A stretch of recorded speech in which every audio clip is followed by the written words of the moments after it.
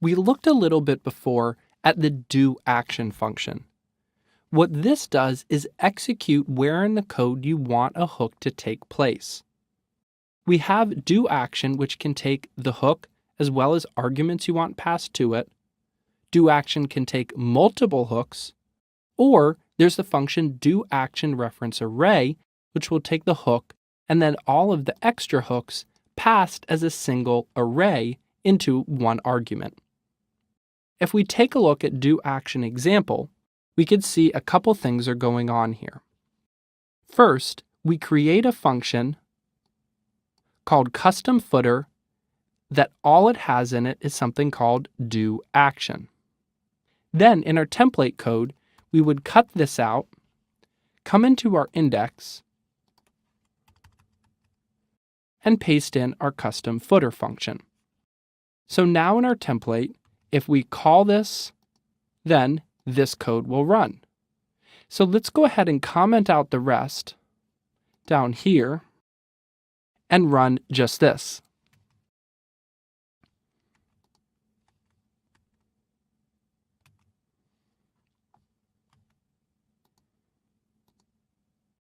We could see that we're getting an error in the page here, so we have to come back into our functions.php and set up doAction example so that that function will be defined.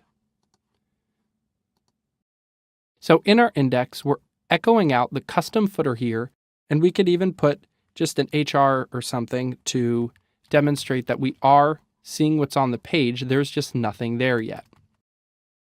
If we come back into our code now, though, and we say add action, my footer, so meaning what we defined, we set up by saying doAction here, we created a new action hook. And here we're saying, okay, we want to tie into my footer action hook with our custom function that's going to echo out this code.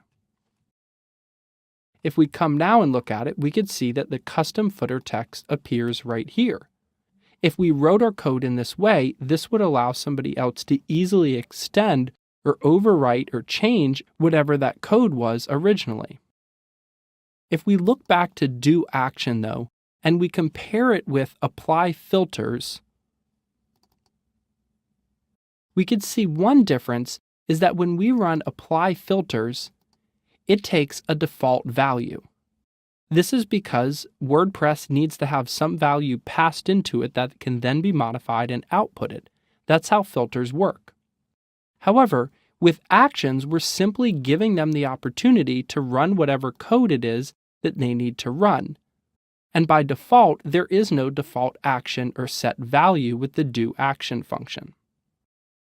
If you find yourself in a place where you're writing a plugin or theme that you want other people to be able to hook into and add actions, then it's important that you add this doAction code at the proper places in your site or in your plugin and then document that. For example, you may be building a plugin that could have additional functionality added to it. However, at the time, you don't want to be coding it and you feel maybe somebody else could integrate with your plugin to get it to work. By providing the correct actions and filters, somebody else could easily extend your plugin so that you don't have to do all the work in the first place. However, their job would not be possible if you didn't have the doAction as well as the add filter in the correct place.